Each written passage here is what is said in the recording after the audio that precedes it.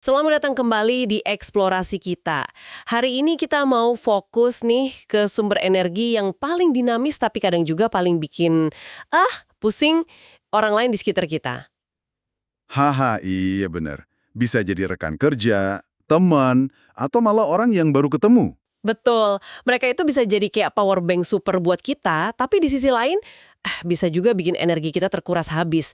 Nah, kita mau bongkar bab 3, manusia, dari materi yang Anda bagikan. Ini menyoroti manusia sebagai penggerak energi yang ketiga. Ya, tepat sekali. Bab ini ngajak kita lihat lebih dalam ya, gimana sih interaksi sosial kita, baik yang kita sengaja cari atau yang ya udah terjadi aja gitu, itu dampaknya besar banget ke level energi kita, produktivitas, bahkan kebahagiaan kita. Oke. Ini ada istilah menarik dari penulisnya. Gimana cara ngadepin vampir energi? Vampir energi. Istilahnya serem, tapi kayaknya kebayang ya. Kebayang banget kan, orang-orang yang tanpa sadar tuh nyedot semangat kita gitu. Oke, jadi misi kita di pembahasan kali ini adalah memetakan nih dinamika energi dalam hubungan antar manusia.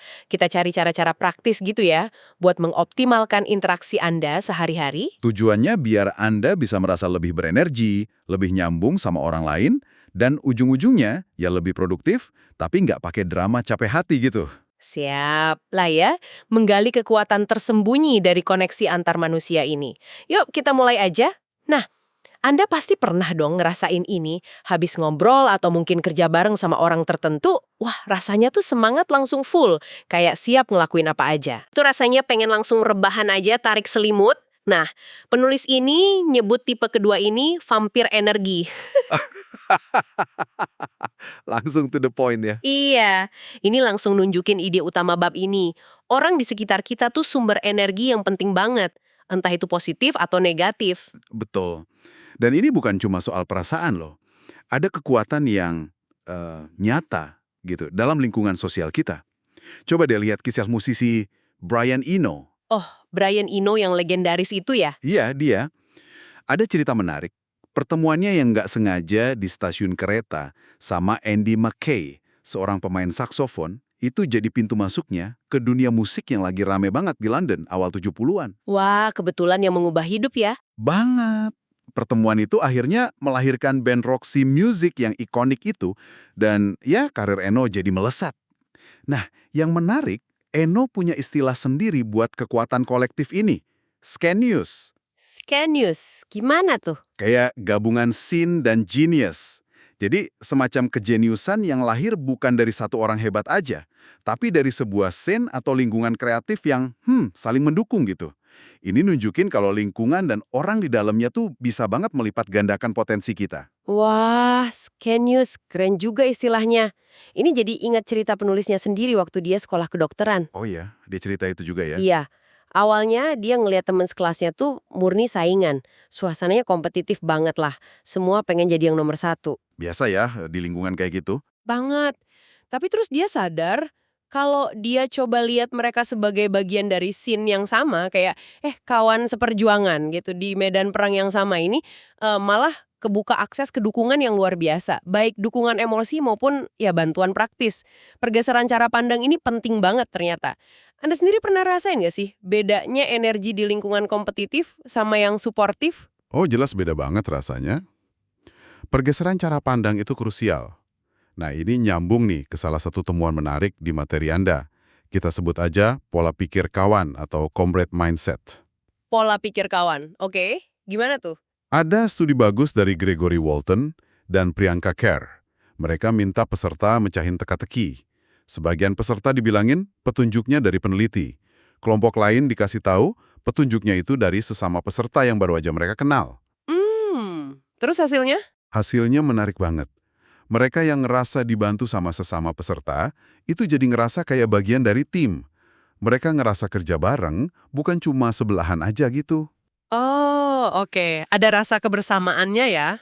Nah, itu dia. Dan dampaknya luar biasa. Mereka bertahan ngerjain teka-teki itu 48% lebih lama. Wow, hampir 50% lebih lama. Cuma gara-gara ngerasa kerja bareng. Itu signifikan banget loh. Banget kan?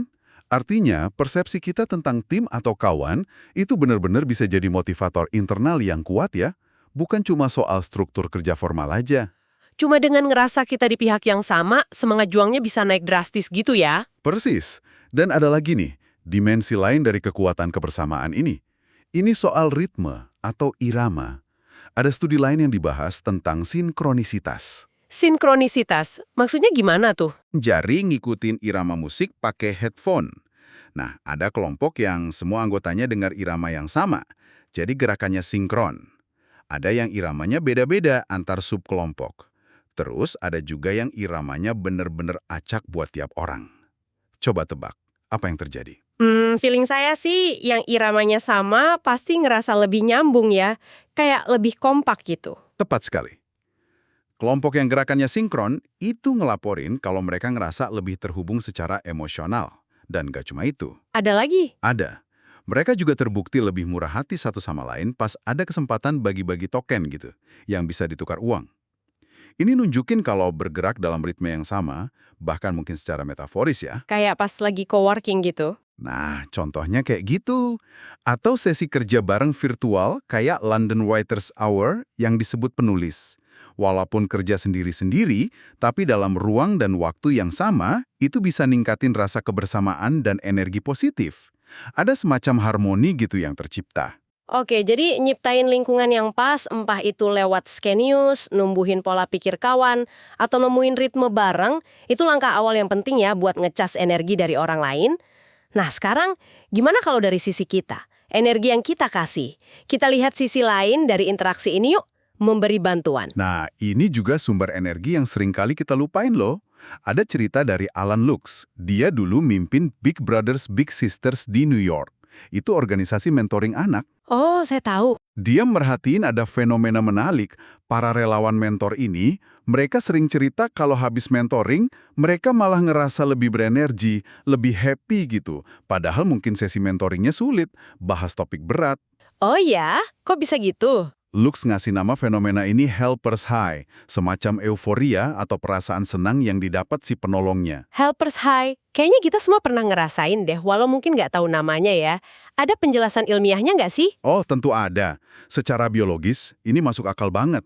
Waktu kita nolong orang lain dengan tulus, otak kita itu ngelepasin hormon-hormon perasaan baik, terutama oksitosin. Oksitosin. Hormon cinta itu bukan sih? Betul, sering disebut gitu. Hormon ini kan kaitannya sama ikatan sosial, rasa percaya, rasa hangat gitu.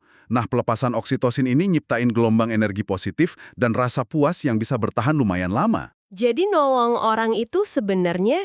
Nggak cuma mulia buat yang ditolong, tapi juga kayak suplemen energi dan kebahagiaan yang manjur buat kita sendiri, si pemberi. Kayak ngisi ulang baterai tapi dari dalam gitu. Bener juga ya. Kayak egois tapi dalam arti yang positif gitu ya secara biologis. Nah, penulis ini nyaranin kita buat ngelakuin tindakan kebaikan acak atau random acts of kindness sebagai salah satu cara mancing si helpers high ini. Iya, dia cerita pengalamannya sendiri kan? Iya, waktu dia jadi dokter muda yang capek banget pas puncak pandemi COVID, dia iseng aja nawarin teh anget buat para perawat yang kelihatan sama capeknya.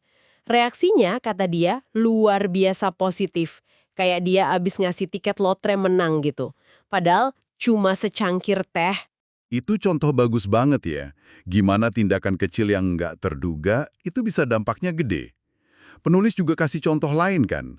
Mungkin traktir makan siang teman kantor yang kelihatan lagi lesu, atau persilahkan orang di belakang kita maju pas antre di kasir. Atau sesimpel nulis ucapan terima kasih yang personal dan tulus. Bener juga. Semua itu bisa jadi pemicu helpers high, baik buat kita, dan ya jelas buat yang nerima juga. Mungkin Anda bisa coba pikirin sekarang nih, tindakan kebaikan kecil apa ya yang bisa Anda selipin di hari ini? Menariknya lagi nih, ternyata bukan cuma memberi bantuan lo yang bisa jadi sumber energi positif, ternyata meminta bantuan dengan cara yang tepat, itu juga bisa punya efek serupa. Malah bisa memperbaiki hubungan. Ini ada kaitannya sama efek Benjamin Franklin. Gimana nih ceritanya? Ini kisah klasik sih, dari autobiografinya Benjamin Franklin. Dia itu punya rival politik, seorang legislator yang sering banget nentang dia. Oke, musuh bebuyutan gitu ya? Bisa dibilang gitu. Nah, alih-alih konfrontasi, Franklin pakai pendekatan unik. Dia tahu nih, si rivalnya ini punya koleksi buku langka yang dia banggain. Terus? Franklin nulis surat, Muji koleksinya, terus dengan sopan minta pinjam salah satu buku yang paling langka itu. Si rival, mungkin karena tersanjung ya, dipinjeminlah buku itu. Franklin balikin bukunya seminggu kemudian, plus ucapan terima kasih yang tulus banget. Dan ajaibnya, Apa yang terjadi? sejak saat itu, hubungan mereka membaik drastis. Yang tadinya rival, malah jadi teman baik. Cuma gara-gara minjem buku? Kok bisa gitu ya? Apa hubungannya? Nah, teorinya ini ada kaitannya sama yang disebut psikolog sebagai disonansi kognitif. Itu loh rasa nggak nyaman yang muncul kalau tindakan sama keyakinan kita nggak sinkron. Oke, terus? Dalam kasus ini, si rival mungkin mikir, ngapain ya aku repot-repot nolongin si Franklin ini kalau aku nggak suka sama dia? Nah, biar nggak ngerasa aneh atau nggak nyaman, otaknya secara nggak sadar nyesuain keyakinannya. Mungkin si Franklin nggak seburuk itulah, aku kayaknya sebenarnya cukup suka sama dia, makanya aku mau nolongin. Oh, jadi otaknya nyari pembenaran gitu ya? Semacam itu. Jadi tindakan membantu, itu bikin si penolong merasionalisasi perasaannya ke orang yang dibantu, seringnya jadi lebih positif. Ditambah lagi, si penolong kan juga dapat sedikit helpers high tuh, karena ngerasa murah hati dan kompeten udah nolongin orang. Luar biasa ya efek psikologisnya. Tapi nih, kenyataannya kita sering banget kan ragu atau sungkan gitu mau minta tolong. Takut ngerepotin lah, takut dianggap nggak mampu, atau malah takut ditolak mentah-mentah. Betul sekali. Dan ketakutan itu seringnya nggak berdasar loh. Penulis ngutip riset dari Francis Flynn dan Vanessa Bones. Riset ini nunjukin kalau kita tuh cenderung ngeremehin kesediaan orang lain buat bantu kita. Sampai 50%. Setengahnya sendiri. Iya, kita mikirnya orang bakal nolak. Padahal kemungkinan besar mereka mau bantu kok, asal kita minta aja. Dan ada studi lain dari Bones juga, ini menarik. Minta tolong secara langsung, tatap muka, itu sekitar 34 kali lebih efektif daripada lewat email. Wow, 34 kali. Gede banget bedanya ya. Jadi interaksi langsung itu penting ya? Banget. Jadi kuncinya bukan cuma berani minta, tapi juga gimana cara mintanya kan? Nah, itu dia. Gimana cara minta tolong yang efektif? Sangat penting caranya. Penulis neken ini. Hindari mulai dengan minta maaf berlebihan. Kayak, duh maaf banget nih ngerepotin. Atau langsung kayak mau transaksi. Nanti kalau kamu bantu A, aku traktir B deh. Oke, terus gimana dong? Pendekatan yang jauh lebih efektif itu, fokus ke alasan positif kenapa Anda tanya ke orang spesifik itu. Misalnya nih, saya lihat presentasi Anda soal X kemarin keren banget deh, terutama bagian Y.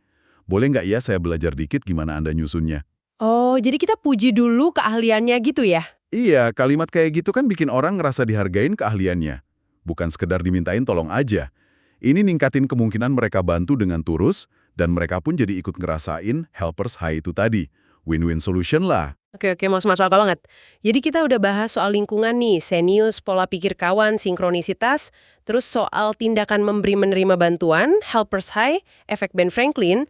Nah sekarang kita masuk ke pilar ketiga interaksi manusia yang penting banget, komunikasi.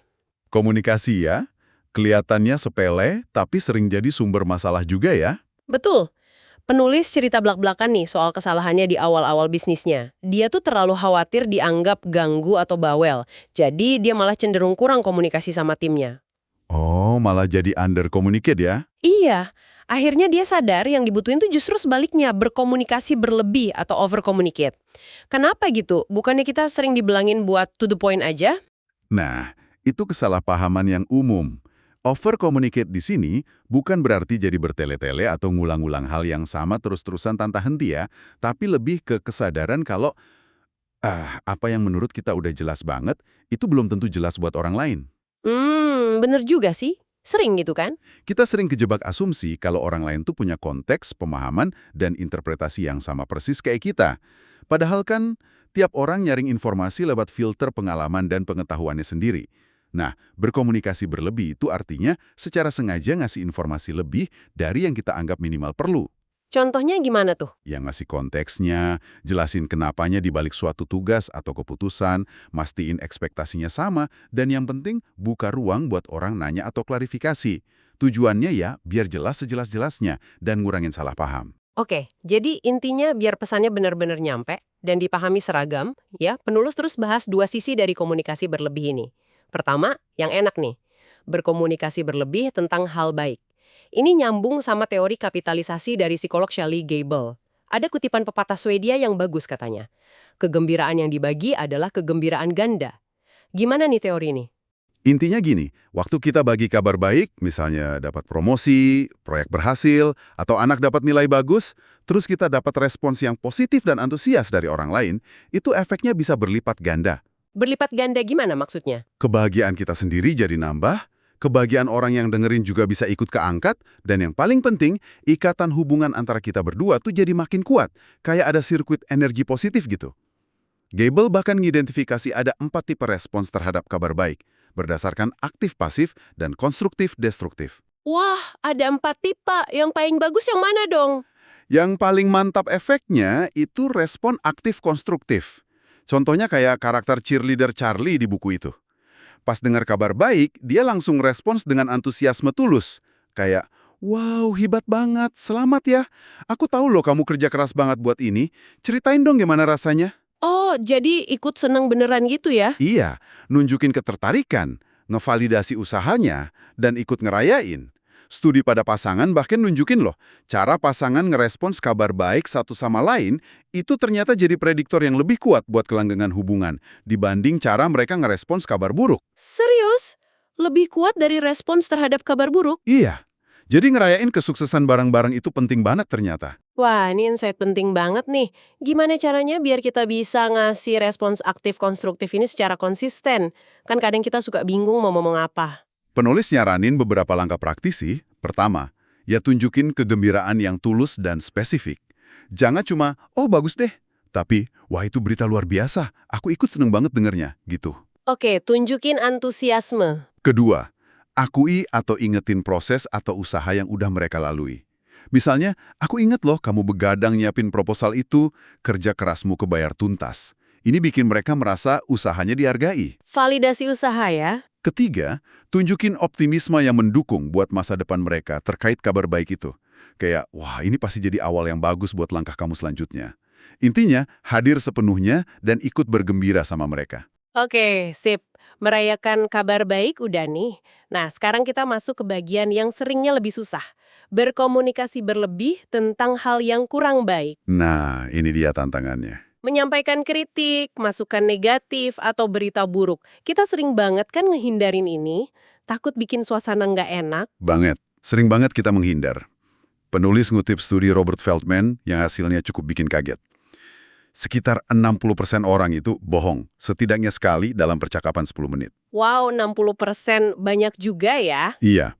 Seringkali alasannya mulia sih, kayak biar nggak konflik atau nggak mau nyakitin perasaan orang lain.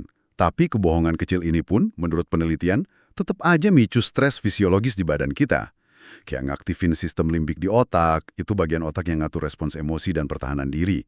Jadi, nghindarin kebenaran itu ternyata capek juga buat diri sendiri. Jadi solusinya gimana dong? Bukan berarti kita harus jadi jujur asalnya plos yang malah bisa nyakitin orang kan? Nah, tepat. Solusinya bukan brutal honesty atau jujur brutal gitu, tapi lebih ke keterbukaan yang peduli. Penulis ngacu ke konsep radical candor dari Kim Scott. Radical candor.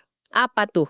Idenya adalah kita bisa dan sebaiknya peduli secara pribadi sama orang lain, sambil pada saat yang sama kita nantang atau ngasih kritik soal pekerjaan atau perilakunya secara langsung.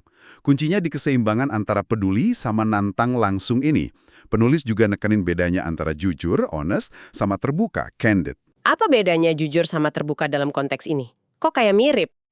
Bedanya tipis tapi penting. Jujur itu seringkali kesannya kayak kita ngeklaim kebenaran mutlak. Ini faktanya, kamu salah, gitu. Sementara terbuka atau belak-belakan, candid, itu lebih kayak kita bagi perspektif kita, tapi dengan rendah hati. Contohnya? Misalnya bilang, ini loh yang saya amati dan pikirkan. Dari sudut pandang saya, apakah kamu ngelihatnya beda? Bisa bantu saya paham nggak? Sikap kayak gini tuh membuka pintu dialog, bukan langsung ngehakimi. Tujuannya kan perbaikan bareng, bukan ngebuktiin siapa yang benar, siapa yang salah. Oke, paham bedanya. Jadi gimana nih cara praktisnya ngasih umpan balik negatif secara terbuka tapi tetap suportif, sesuai prinsip radical candor tadi? Buku ini ngasih 3 langkah konkret nih. Pertama, fokus pada observasi objektif, bukan penilaian. Hindari ngasih label atau ngehakimi orangnya. Jadi, daripada bilang, kamu kok nggak sopan banget sih di rapat tadi, coba bilang, saya perhatikan tadi di rapat, kamu beberapa kali memotong pas Hermione lagi bicara. Ini kan fakta yang bisa dilihat atau didengar, bukan interpretasi kita. Oke, fokus ke perilaku yang diamati ya. Kedua, fokus pada hasil nyata atau dampak bukan serangan pribadi. Jelasin konsekuensi dari perilaku itu ke pekerjaan atau tim. Bukan malah bilang, gara-gara kamu nyela idenya jadi jelek, tapi coba. Setelah kamu menyela Ron tadi, saya lihat diskusi jadi agak berhenti ya. Padahal saya penasaran pengen dengar kelanjutan ide Ron sama pendapat yang lain juga. Ini ngaitin perilakunya sama dampak kerja yang konkret. Sip, jelasin dampaknya. Terus yang ketiga. Ketiga, tawarkan solusi atau alternatif, bukan cuma kritik.